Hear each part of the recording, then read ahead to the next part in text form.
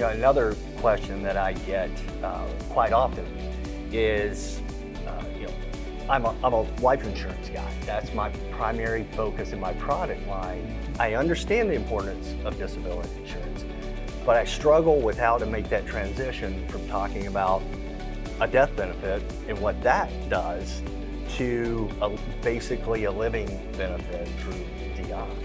And really think about it, that's our job, is to ask these probing questions, right? For example, I'm your insurance agent, right? And I've done my annual review of your life insurance portfolio. And I may come back and say, hey, Dave, I've taken a look at where we are today with your life insurance portfolio. I don't recommend any more changes now. I think we're good. But while we're together, let's take 10 minutes and talk about protecting your paycheck. You need to make sure you're protected just in case something happens to you and you cannot work.